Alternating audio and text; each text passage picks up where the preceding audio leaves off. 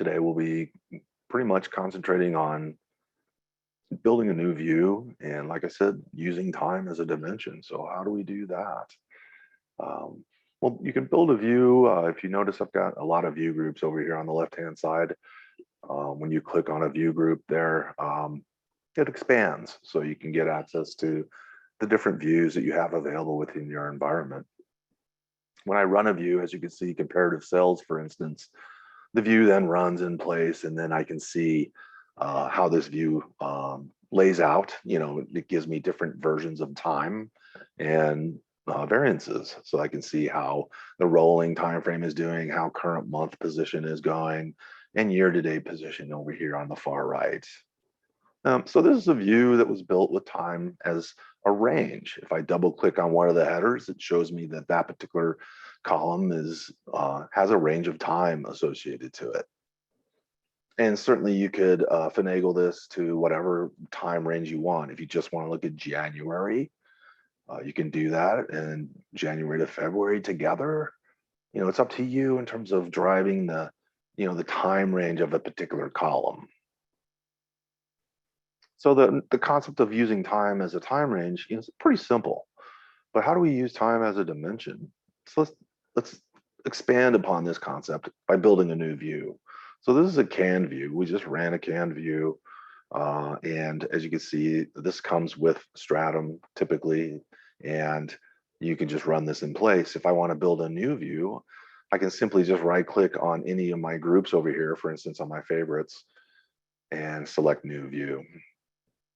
And that gets me into a new view concept here. Now, not everyone may not have this availability to do this. So sometimes only view administrators would be able to do this. Another thing that customers have done is saved a new view out there for the users. So they can just use this, build a new view from scratch, and then save it as their own personal view. So either way, you should be able to get to this point to create a view from scratch. When I create the new view, as you can see, there's nothing in it. Over here on the right-hand side, the View Explorer opens up by default. And so here I can see that, I can feed in some dimensions for my rows and my columns. I can also go into my measure items and add some measures. And down here on the bottom, as we can see, time range is on by default. So, and that's at the measure item properties level. So if I turn that off and I can go ahead and apply that, it doesn't really do anything other than just turning that off, right? But that allows me then to gain access to time as a dimension. Just that simple little trick right there. So if I go into my rows, I can then right-click on my rows and select Edit, and then gain access to all the different hierarchies that I have available within Stratum. And of course, I can scroll through here and find them if I want to. They're in alphabetical order. So if I want sold to, I can go out and double click on sold to, and then that way I've got that available to me. If I can't find it immediately, or if maybe there's a lot I just don't want to look through, I can put in brand, and obviously I can then select brand, so you can search for things, right? If I want product or SKU, whatever your dimension is named, here I can see product, and I can go ahead and select and bring that in as well. So I've got 3 dimensions selected here for my particular view, and that's good for now. I can always add some later if I need to. But as you can see, those populate in, and they're now available for me to design the view with. But before I click and apply changes, I'm going to add in some measure items, and of course, I want to add in some time. So for my measure items here, I can just right-click and add in a regular measure item. Certainly, I don't want to do a calculated measure item just yet, but I can once I get some of the stored values in. So here I go. I'm going to go out and get the measures. And again, the same concept is I can search for measures that have the word sales in it, and I can then add in my sales amount, and so now that's available here as well. Now, finally, I'm going to go out and grab on my columns. I'm going to right-click on my columns, edit that, and here I'm going into right to the bottom. And the reason I do that is because, again, this is in alphabetical order, and I know that all my dimensions are named year, it begins with the word year. So as you can see, what are all of these? So we'll talk a little bit about what these are, and then I'm going to point you to the help doc that will allow you to read more about this. It's really not too difficult to understand, other than the fact that you've got different sets of time dimensions that you can choose from. You've got absolute time dimensions for each time unit. A time unit is a month, a week, a day. So for my particular database, as you can see, I can select year days, I can select year months, I can select year weeks, year quarters, and year periods. So you're going to have a different dimension for each time unit that you have within your Stratum environment.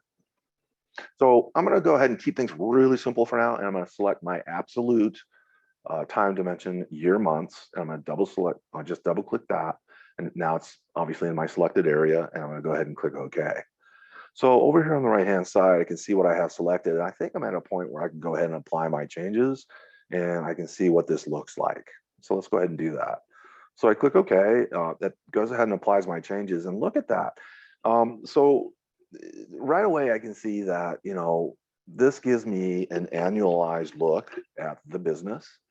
I can see that just immediately how these customers are doing from years prior and all the way up to my current year. This not mapped is something that we have in our demo, and it's basically just data that's probably not mapped to any time periods. So that's something that we can filter out if we wanted to go ahead and filter that out, because it's irrelevant at this point. So I can do that by we know how to filter on levels. Like if I wanted to filter on a given customer sold to, well, the same concept I could do for my years. If I right click on my year and filter edit, and that's going to allow me to clean this up a bit. And this is, this database is a little dated. My current year on this database is 2017. So I'm going to pick 3 years that I can go ahead and provide to my users. And so now I've got 3 years available that, and they can do their analysis on this. And of course, you can have as many years as you want, but it's up to you. It's depending on your industry and how you guys analyze the data. And I think best in terms of how your users want to analyze.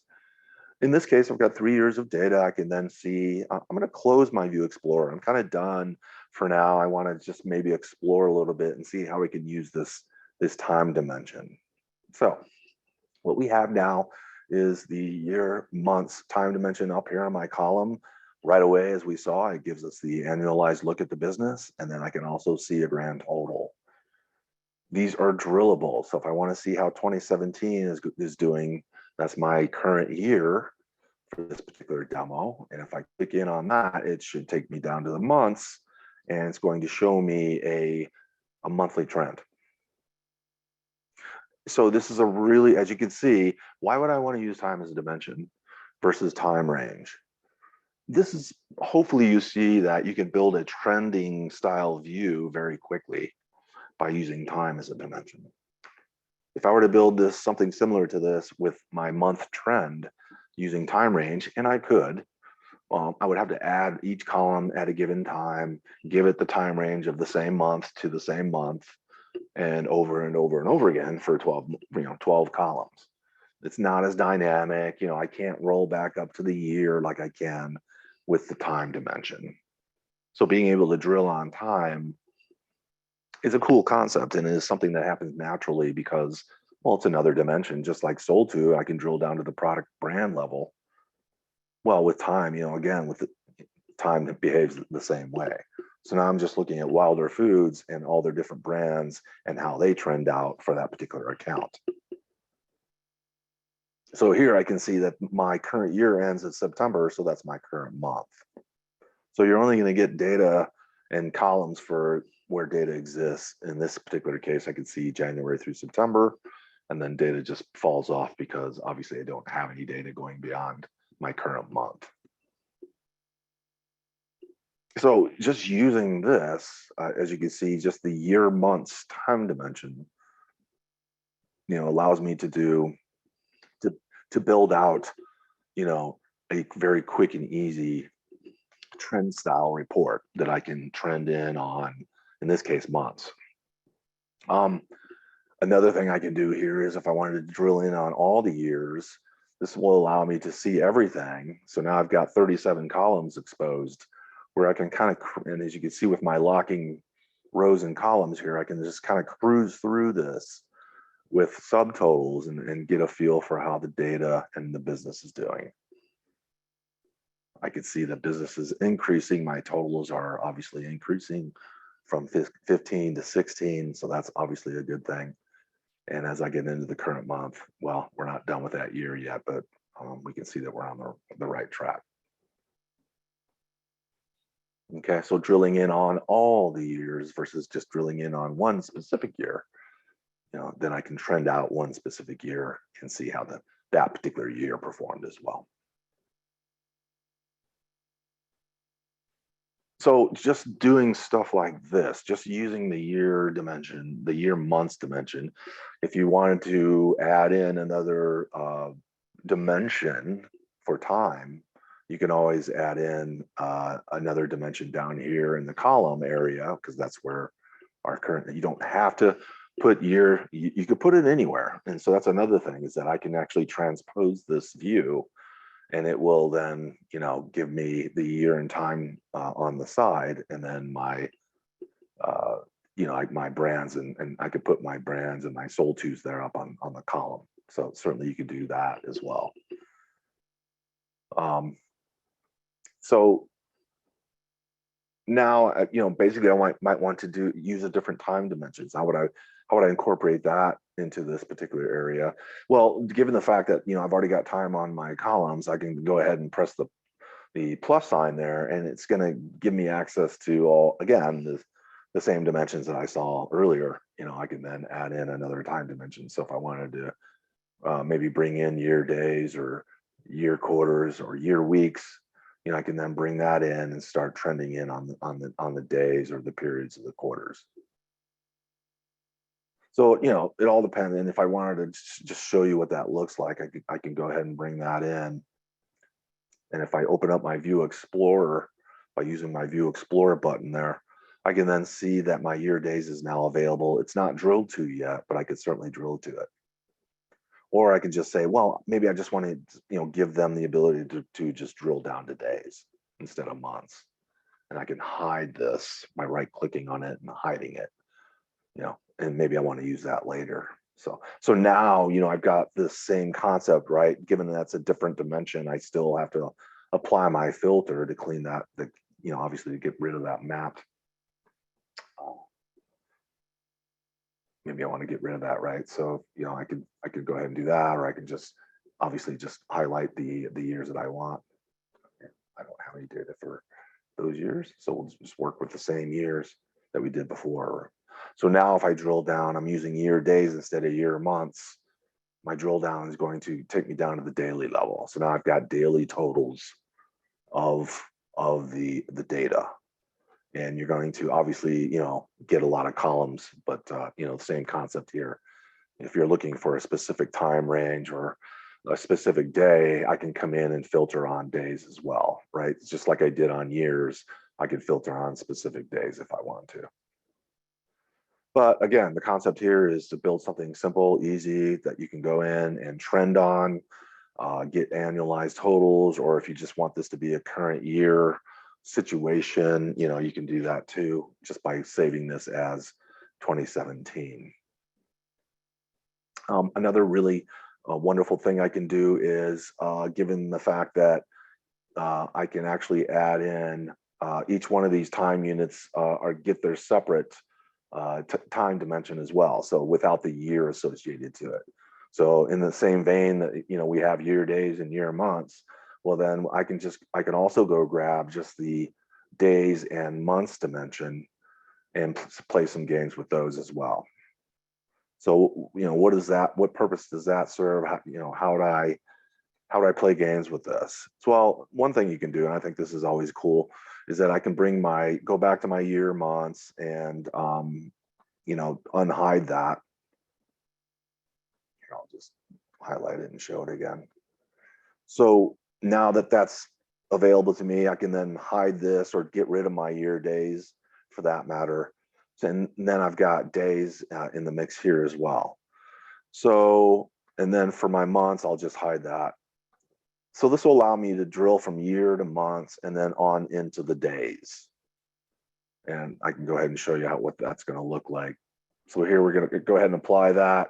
We've got our filter obviously still available. So now I've got year, months, and I'm exposed now just to the year level. And so now I've got my years obviously available to me. And as I drill down to my months, as you can see now, I've got my month totals there as well. And then I can then drill any month down to the day. So if I want to see January and the data associated to all the days within January, I now have a drill down from year to months to days. So I was using the year months dimension to start things out, and then the single dimension days without the years associated to it, just to put that in there so that, you know, I don't have to have another drill down to another year, because obviously we have year at the very top. So using these single level dimensions like months, days, weeks, you know, allows you to stack these in the same vein that I did here, so that you can drill down in logical fashion using time as a dimension. So another thing that you might want to do here is make it dynamic. So, you know, as we roll into 2018, as we, you know, we tease this out a little bit and say we snap into the future for this particular demo, at least, we go into 2018, obviously. Well, if I save this view as is now, it's absolute, meaning I'm going to have to come in and change the filter, you know, to 2018 and then lop off 2015. And, you know, I don't know how many views I would have to do that for. It would not be very fun. And I would not want to do that. So how would we make this dynamic so that it then rolls into the current year, and then, you know, I can then pick and choose which years I want to expose in this particular view in more of a dynamic fashion. And that involves the based time dimension. So as we saw, we have these absolute time dimensions down here, and then we also have these based time dimensions that we can bring in as well. And that gives us that relativity, you know, it gives us that ability to make this dynamic. So in this case, if I want to bring my based up to the very top, then I can then, you know, make this available so that it then shows the years in more of a based fashion, current year, last year. And if I apply my filter here at this level, then it's basically applying a filter for current, you know, last year and 2 years ago. So this is the same thing that I did with the absolute time dimension, except it's going to be dynamic, right? This will, now that I've saved this view, it will then, as I roll into 18, it will then make this column 2018. This will then be 2017, 2016, and then obviously 2015 just drops off of the and out of the view.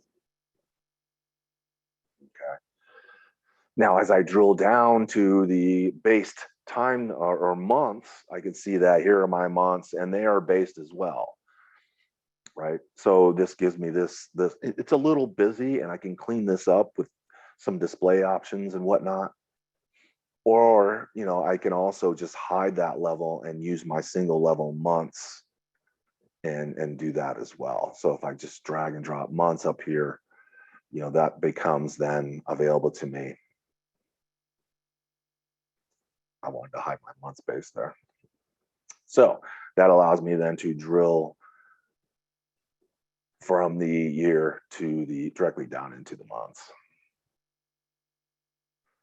And it's just cleaner, right? So see how clean that is. And if I still have my days available, I'm going to hide my absolute time dimension. So now I can actually drill down to the day. So basically I was able to swap out the absolute time dimension, use the base time dimension to make this dynamic. And so now, and if I want to expose that year, I can do that. I probably should. So I'll show the year too. So it actually shows the year as well. And this will be dynamic. So if I save it in such a fashion, again, this will move into the future with me. I don't have to adjust the views. All the user has to do is come in, run the view, and then we'll see the most current year, the last year, and 2 years ago. The drill down has been cleaned up. I can then go straight from year to my months and then down to the days. I like how clean this is. This allows me to then very quickly drill down and get that, minutia, that minute detail I need down at the daily level very, very elegantly, very gracefully. I'm not stumbling around trying to get at the data. And when you roll this out to the users, they're not gonna, some of them, are not gonna want to deal with this View Explorer, right? So, when they run the view, they've got this. They've got the ability to do simple drill downs. It's easy. I want to see what's in current year. This makes sense. So when you build these views, obviously that you want a business purpose, and you want to make sure that it navigates well. It's intuitive. It makes sense, right? So just very common sense type things that you want to think about, so that the users will come back for more. They trust the data and then want to come back for more and get more out of this, right? And that's what you want to, that's how you want to build these views. And as you can see, by using time as a dimension, you can build out a trend style view that's very elegant, or I can go in and drill down and see a trended style of dollars and units, and I can add in any measure here, right? It doesn't have to be dollars. I can add in more measures. If I wanted to see dollars and units, certainly I can add that into the mix as well. And as I save this away, this gets saved as is, and I run it the next day, and it runs obviously, just the way I built it. It remembers everything that I did, and yeah, I mean that's using time as a dimension. I see that we've got maybe a question here in the chat. So let's see, year over year, month over month, calculated measures. Yeah, with that, it's not as easy. So I would recommend, if that's the case, you can use time range to do that. It's just easier to deal with. Like if I wanted to do a calculation of 2015 actual sales versus 2017, that gets complicated. So time range probably is a better way to do that, and and we can build a time range view just like this. You won't be able to drill down to the monthly level, but so when I add in calculations, it's not, when I'm calculating against the same measure, it does get difficult. So in that case, I think time range is better suited for that type of analysis. If I wanted to bring in, for instance, units, for instance, I'll bring in units for fun, right? So let's bring that in. So now I've got dollars and units, right? So that trends out accordingly. And then I'm going to go ahead and add in a calculation between those two measures. You see, those two measures are, well, I added in a regular. Let's do a calculated. So since those are regular measures that are, they're different, right? I mean, that's sales amount, and this is units. So if I want to do like maybe a division and do a dollar sign display mask and call this average sale price, if they're different calculations, then yeah, as you can see, it's pretty simple. So I get a ASP for 2015, ASP for 16, and for 17 as well, obviously. So when you're calculating against different measures, yeah, not a problem. It gets hairy, obviously, when I want to calculate against the same measure. I would have to build a tuple accordingly so that I can do that. And it gets a little complicated, maybe beyond the scope of this particular session. And so I would think that if we have more time, or maybe I devote another session on that, I could show you how specifically you could feasibly create a variance between the years and have that available as well. So, but it does involve a little bit more syntax to get that done. I'm not saying it can't be done, but a regular casual user wouldn't be able to do something like that. So, good question. It kind of opened up things for, well, at least a calculation and talking about how you could do a calculation within these types of views. Any other questions? You feel free to use the chat. You can unmute yourself. Anything along those lines. We're coming up, wrapping up here in the final minutes. Just wanted to give you some time to, explore, ask any questions, make a comment, say hi. Oh, there's one.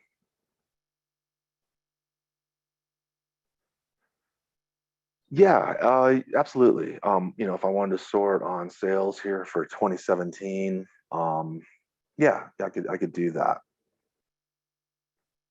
Yeah, so now I've got this sort on my sales amount for just strictly 2017 sales amount. I can move that sort over and see what 2015 looks like, and that gives me this particular sort here. So absolutely, no doubt about it. If I wanted to sort on ASP, I could do that instead. There is no secondary sort, so obviously I wouldn't be able to. As you can see with ASP, Wilder Foods gets out of the mix here, and we see another account being populated here for ASP.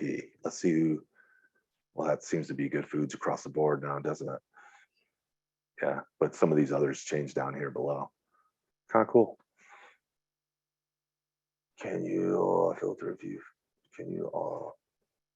I can use the view filter. Yeah, I can still use the view filter.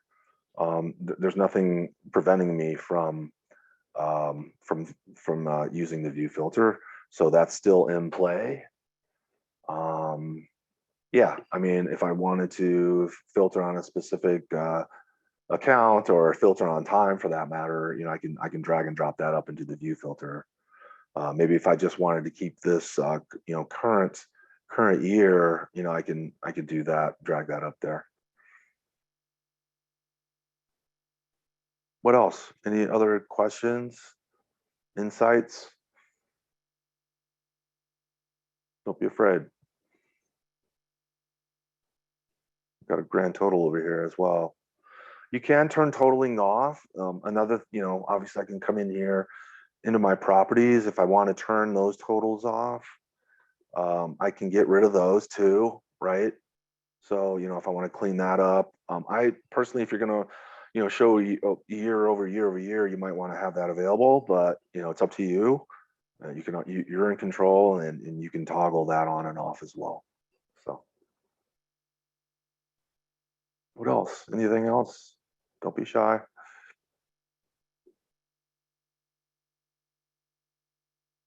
Okay. All right. Well, our time's up. I want to thank everyone. Wow, we had a big attendance today. Oh, of course, that always happens. Thank you guys. Absolutely. My pleasure. And more thank yous, I hope. Yeah. Are you available if I run into a snag? Yes. Give me a shout. adam.kurtz@sylvan.com. Give me a shout. Don't be shy. I will help you with your navigation. You're welcome. You're welcome. Thank you guys very much. Now, before you go, hold on. Let's go to the homepage and we'll see what the next session is going to be. Broadcast manager. So how do we do alerts? How do we use Stratum for alerting? How do I alert my customers when inventory gets too low, or if they're not meeting their forecast, if they're way off their forecast? Don't forget, so come back in August 25th. All right. So I'll see you on the next one. Thanks, guys. I appreciate it. KURTZ, Adam.Kurtz, KURTZ @sylvan.com.